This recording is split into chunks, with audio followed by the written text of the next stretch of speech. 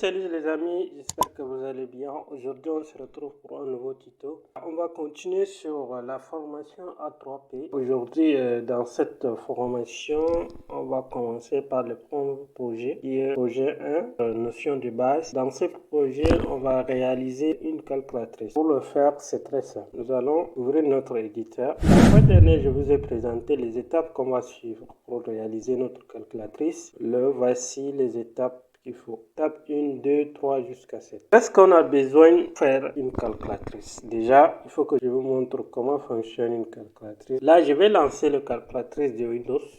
Et quand vous voyez l'interface, c'est-à-dire il nous faut des données. Comme c'est en console, il faut que l'utilisateur entre des données. S'il veut faire la somme, il va faire par exemple 5 plus 9 par exemple égale 14. Ça veut dire qu'il faut que l'utilisateur entre nombre 1 et nombre 2 et il va choisir addition. Il nous faut au moins deux variables qui va stocker deux nombres différents ou bien même il faut choisir l'une des quatre opérations, c'est-à-dire addition, soustraction, multiplication.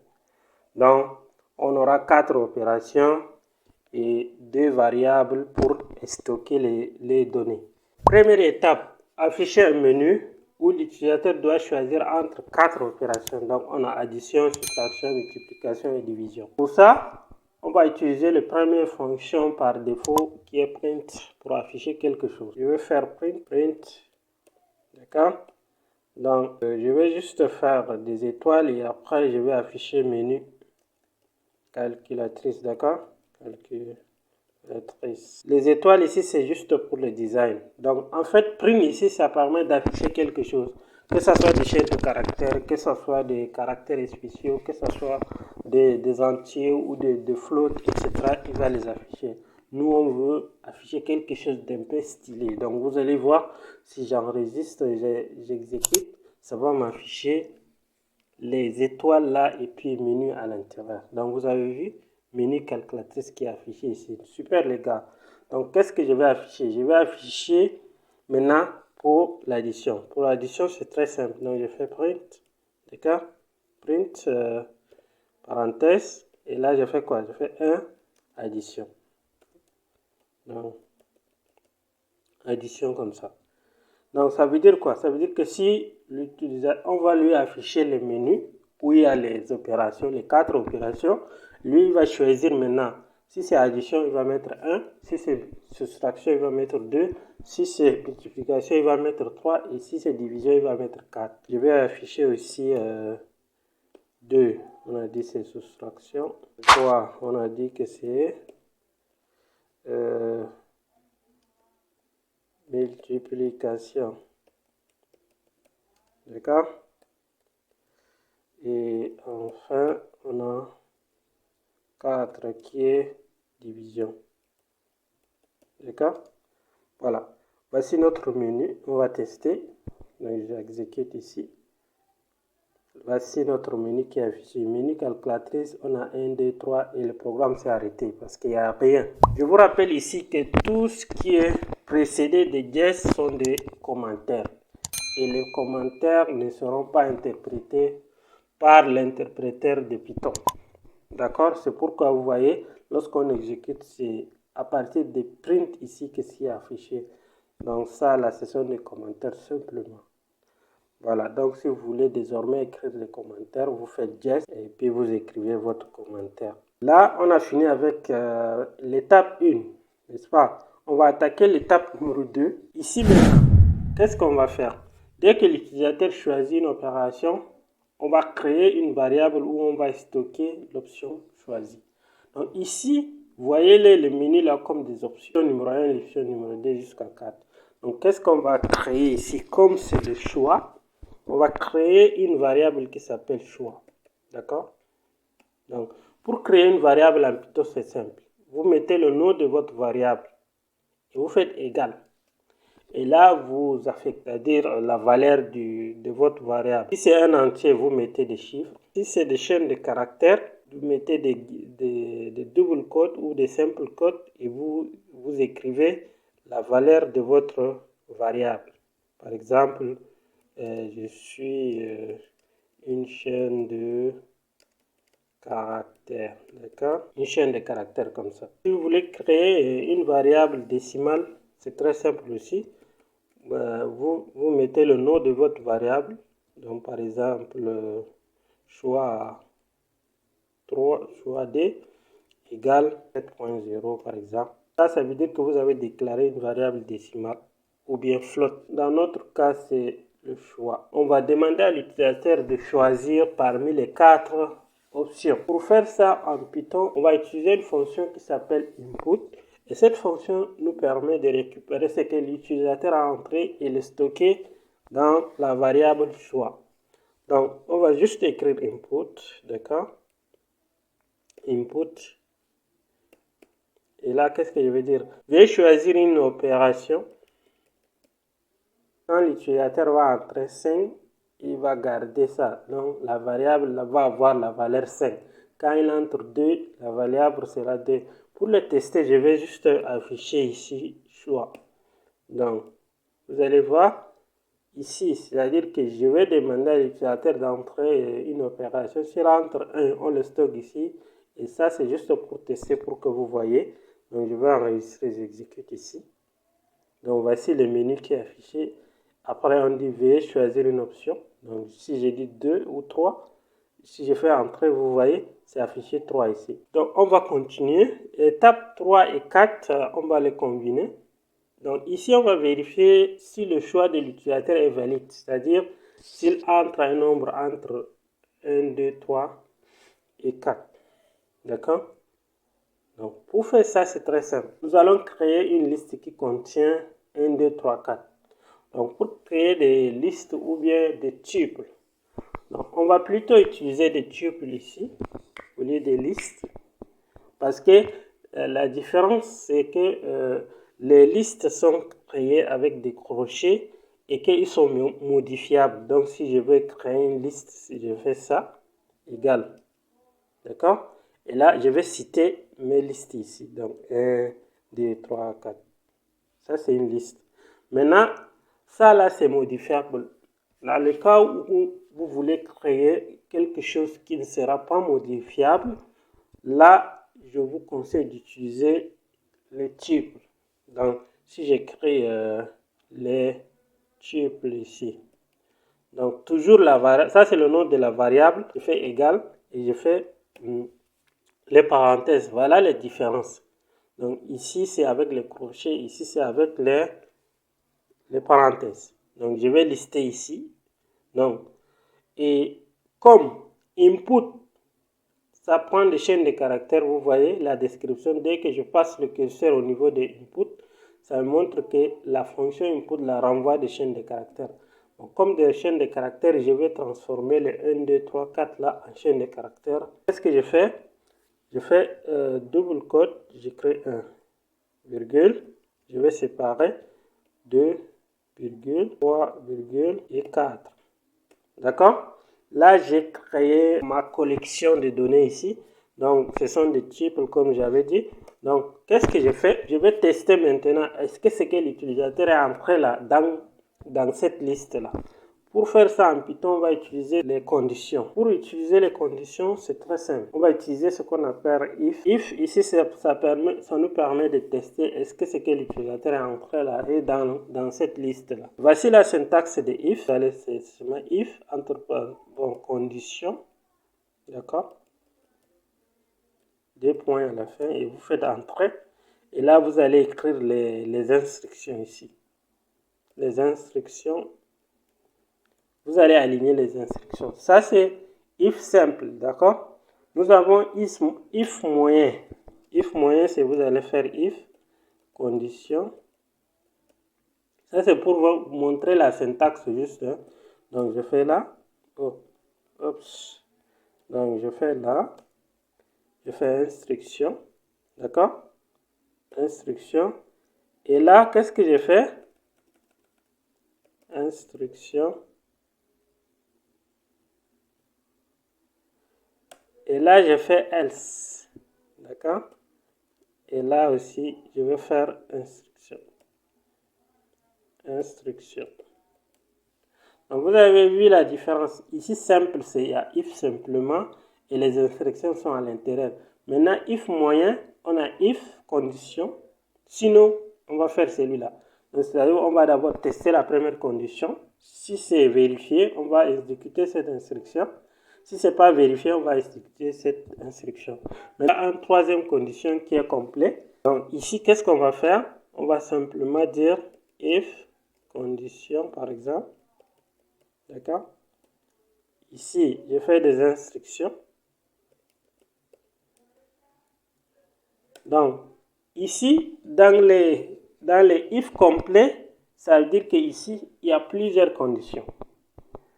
Ici, dans ce cas, c'est une condition. Ici, c'est des conditions. C'est-à-dire, on fait ça, sinon on fait ça.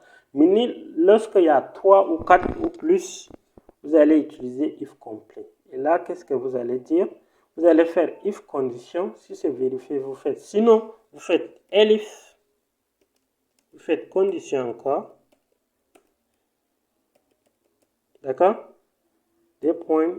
Vous faites entrer. Vous allez faire vos instructions ici. Vous allez faire vos instructions. Sinon, vous faites encore elif condition. D'accord? Et là, vous allez faire vos instructions. Et à la fin, il y a toujours un else. Là, c'est la dernière condition. Donc, instruction. D'accord? Donc, ici, vous faites if. Si c'est ça, vous faites ça. Sinon, vous faites ça. Sinon, vous faites ça.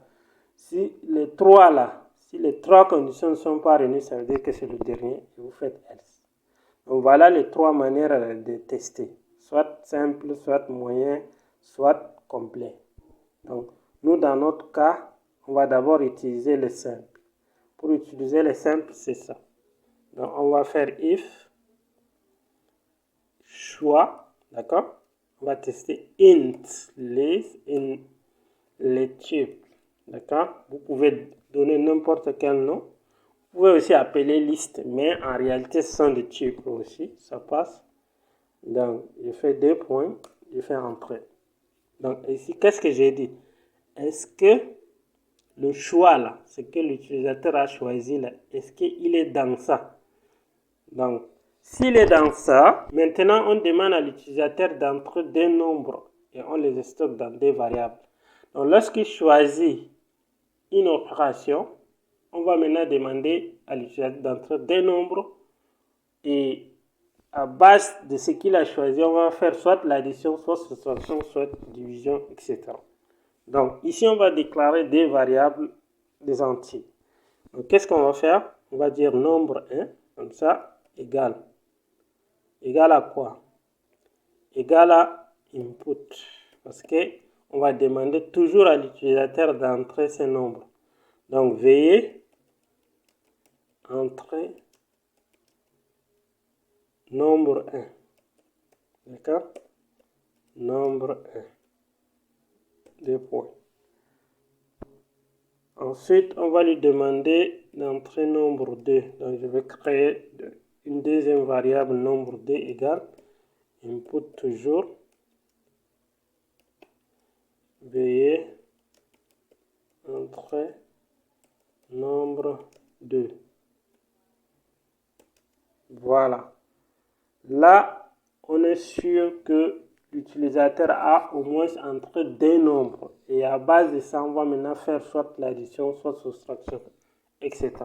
Donc, maintenant, il y a un problème ici. Nous avons dit que input récupère des chaînes de caractères. Vous avez vu, ça retourne des chaînes de caractères. Or, nous voulons des entiers. Parce que pour additionner deux nombres, il faut des entiers. Je vous rappelle que si vous additionnez des chaînes de caractères, il va plutôt les concaténer. C'est-à-dire, donc pour vous le montrer, c'est très simple. On va afficher ici print nombre 1 plus nombre 2. Vous allez voir. Donc, ici, je vais exécuter le programme pour vous montrer la différence. Donc, ici, on me demande de choisir une option, soit addition, soustraction. Ici, pour le moment, ça ne marche pas. On peut entrer n'importe quel nombre. Et voilà. On va nous demander d'entrer nombre 1. Donc, si je mets 9, nombre 2, 3. Donc, normalement, il va faire, si c'est l'addition, il va faire 9 plus 3, ça va donner 12. Or, ici, ça donne 93. Qu'est-ce qu'il a fait? C'est très simple. Je disais, il avait concaténé parce que ici, quand vous passez le curseur, vous allez voir que ce sont des chaînes de caractères. Donc, il a pris 3, il a mis à côté de 9, tout simplement. C'est ça, quand tu additionnes deux chaînes de caractères, il les concatène, tout simplement. Or, nous voulons des entiers. Pour avoir des entiers, il faut les transformer ça en entier. Et pour ça, on a ce qu'on appelle, on va les castrer. Pour les castrer en entier, c'est très simple. On va juste ajouter la fonction magique derrière input qui est int. Voilà. Int pour integer. On met parenthèse et on ferme les parenthèses à la fin. Ici également, c'est pareil. Donc int, d'accord, parenthèse et parenthèse à la fin. Là, vous voyez, si je passe le curseur maintenant, c'est des entiers maintenant. Donc, vous allez voir, on va réexécuter pour voir les résultats.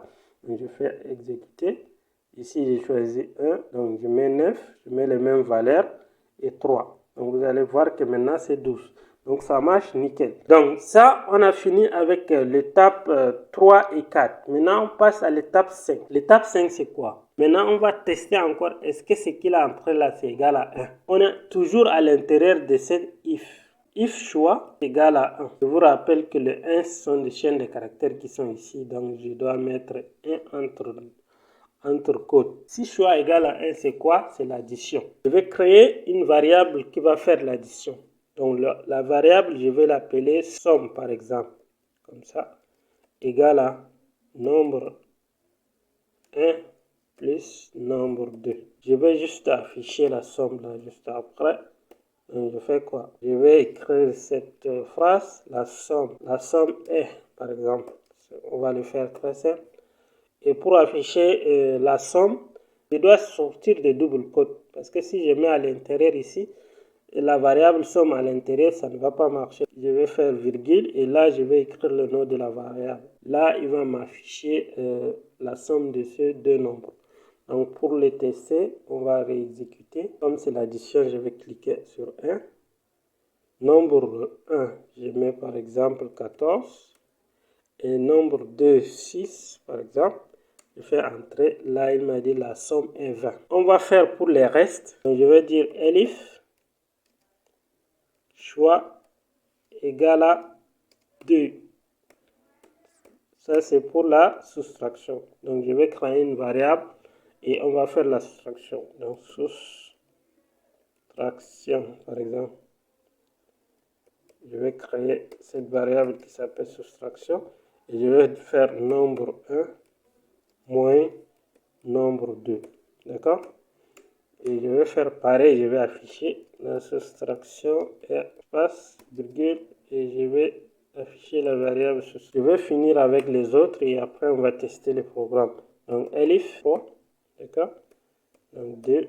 Qu'est-ce qu'on va faire? On va créer une variable qui s'appelle multiplication égale nombre 1 fois 1 fois nombre 2. Voilà. Ici, la multiplication est commutative. Donc, dans la multiplication est 2 points, espace, virgule, multiplication. D'accord? Et enfin, comme c'est la dernière condition, qu'est-ce qu'on écrit ici? C'est else. 2 points. Ici, qu'est-ce qu'on a dit? C'est division. Donc, je vais créer une variable qui s'appelle division égale. Donc, on va faire quoi? Nombre 1. Nombre 1. Oh là là. Nombre 1 divisé par nombre 2. D'accord? Et on va afficher print la division et du point, je vais afficher la variable. Voilà, super les gars. Donc là, on a fini les 4 conditions. On va maintenant tester notre programme. Donc je vais enregistrer, je vais exécuter ici. Voilà. Ici, on a déjà essayé pour l'addition. Maintenant, on va essayer soustraction. Je vais cliquer sur 2. Donc, je fais 50. Ici, moins 40. Voilà. Là, vous voyez, il m'a dit la soustraction est 10. Tout simplement. Donc, la soustraction fonctionne. On va utiliser la multiplication. Donc, la multiplication, c'est 3. Donc, je fais 3. Donc, je vais faire 10 fois 10, par exemple. Donc, ça me donne 100. Maintenant, la division. Donc, division, c'est 4. Je clique sur 4. Après, je fais 100 et je clique sur 2. Donc, il a fait 100 divisé par 2 qui donne 50. Et là, vous avez remarqué qu'il a mis 50.0 parce que c'est la division. Donc, il les transforme en float de nombre décimal. Maintenant, il y a un problème. Vous allez voir, on va toujours choisir la division 4. On va mettre 100. D'accord? Et on les divise par 0. Là, on a une erreur. Erreur de division par 0. Donc, vous savez très bien qu'en mathématiques, la division par 0, ça donne l'infini.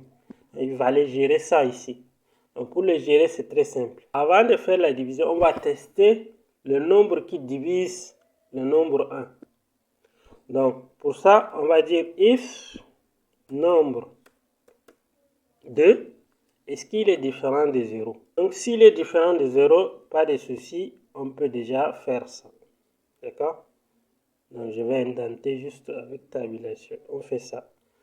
Maintenant, si ce n'est pas, si c'est égal à 0, c'est-à-dire else, là, on va l'afficher un message d'erreur. Donc, je crie simplement print. Dans la division par 0 est interdit. Tout simplement. Donc, veuillez choisir un nombre différent de 0. Voilà. Donc, on va retester le programme. Vous allez voir cette fois-ci, ça ne va plus afficher l'erreur, mais ça va afficher le message. Donc, ici, je vais choisir 4. Donc, 4 par 45, par exemple, divisé par 0. Là, vous voyez, la division par 0 est interdite. Veuillez choisir un nombre différent de 0. Là, l'utilisateur va exécuter encore le programme. S'il choisit 4 et puis il met 45, cette fois-ci, il va prendre par exemple 5. Voilà, là, il a 9. D'accord? Voilà. Donc, normalement, on a déjà fini avec les programmes. Mais il faut améliorer un peu. Parce que jusqu'à là, vous voyez, si j'entre un nombre, j'exécute le programme. Si le menu là m'affiche seulement 1, 2, 3, 4, normalement. Mais si j'appuie sur 8, vous allez voir, le programme s'arrête. Là, c'est pas bon. Il faut donner la possibilité à l'utilisateur d'entrer un nombre, soit pour quitter, soit pour exécuter le programme. Et s'il entre un nombre différent de 1, 2, 3 ou 4, il faut lui dire que ce choix est invalide. Pour ça, on va juste venir ici, au niveau de choix là. Vous avez vu, on a mis if ici, n'est-ce pas? Choix est dans ça, n'est-ce pas? Maintenant, on va dire else de ça. Sinon, on va lui afficher le choix est invalide. Et pour ça, on vient juste ici au niveau de l'étape 6. Donc, j'écris else et j'affiche le message suivant. Donc, on va dire le choix est invalide. Veuillez choisir un nombre entre 1, 2, 3 et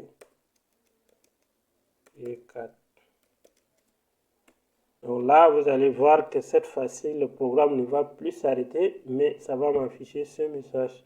Donc, je réexécute. Si j'entre 1, ça va me faire l'addition, 2 soustractions jusqu'à 4 divisions. Mais si j'entre un nombre en dehors de cette liste, par exemple,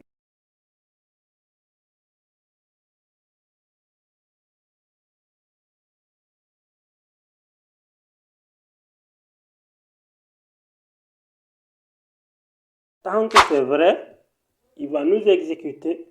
Maintenant, tant que c'est faux, le programme doit s'arrêter. Qu'est-ce qu'on fait? Comme on a dit, tous les codes qui seront à l'intérieur seront exécutés. Pour le moment, vous voyez, c'est la même ligne. C'est-à-dire que ce code ne sera pas exécuté. Mais pour que ça soit exécuté, il faut l'indenter à l'intérieur. C'est-à-dire que ça doit être un bloc de la boucle while. Donc, qu'est-ce qu'on fait? On sélectionne tout notre code jusqu'en bas ici, hop, jusqu'à là, et on fait tabulation une fois. Là, vous allez voir, le code est indenté. Là, notre programme sera exécuté à l'infini. Maintenant, il faut qu'à un moment donné, ça doit s'arrêter. D'accord? Pour le faire, c'est très simple. Donc, on va ajouter ici, au niveau de menu, une option qui est numéro 5, par exemple, quitter. D'accord? Donc, s'il entre 5, le programme sera quitté. Pour le moment, si on exécute, quitter, ça ne va pas marcher. Regardez, j'exécute le programme et je clique, j'insère 5, fais entrer. Vous voyez, le programme a affiché le choix est invalide. Veuillez choisir un nombre entre 1, 2, 3 et 4. Et il me réexécute le programme, c'est-à-dire que le programme est exécuté encore. Si je choisis un autre, il va m'afficher le choix est invalide. Donc ça sera à l'infini. Et si je mets 5 également, vous voyez, ça ne marche pas. Donc le choix est invalide. Veuillez choisir un nombre. Donc moi je veux que si j'entre 5, le programme doit s'arrêter. Qu'est-ce qu'on va faire? C'est simple. On va d'abord arrêter ce programme. Maintenant, lorsque la boucle est à l'infini comme ça, il faut d'abord le supprimer ici en cliquant sur kill là. Il faut tuer le processus ici. Donc je clique ici et ici. Là, le programme est arrêté. Mais si on avait fermé seulement, notre programme va tourner en background. Donc, pour le faire, c'est très simple. Ici, simplement, on va faire un test ici au niveau du choix là. Voilà. Parce que c'est ça qui permet de tester les choix qui sont ici. Donc, nous, on veut, dès qu'il entre 5, on va arrêter le programme. Donc, on va tester le choix. On va dire if choix, est-ce que choix là est égal à 5? Voilà, c'est tout ce qu'on veut. Si le choix est égal à 5, on va utiliser la fonction break. On va utiliser la structure de contrôle break. Là, vous allez voir, le programme sera arrêté brusquement. Donc, j'enregistre, je réexécute le programme. Là, vous voyez, on me demande de choisir une option. Je fais 5. Boum! Le programme s'est arrêté. Mais si je réexécute encore et que je choisis le bon, par exemple le 3, qui est la multiplication, là, on me demande d'entrer le nombre 1, qui est 6, par exemple, et 4. Là, il me fait la multiplication est 24 et il me réexécute encore le programme. Donc, comme on avait dit, c'est en boucle. Et là, à ce moment, si je veux quitter, là, je clique sur 5. Et là, le programme sera arrêté. Avant que l'utilisateur quitte le programme, on va lui afficher un message très sympa. Donc, qu'est-ce qu'on fait? Avant break, on va juste print. Merci d'avoir utilisé notre application. Je vais enregistrer, je vais réexécuter. Et là, vous voyez la division, par exemple, 4, n'est-ce pas? Je fais 20 divisé par 10. Voilà. Là, vous voyez, il a fait 20 divisé par 10, ça donne 2. Et il m'a réexécuté encore le programme si je veux faire une autre opération. Donc, qu'est-ce que je fais? Si je veux choisir l'option. Sinon, si je veux quitter le programme, je clique simplement sur 5.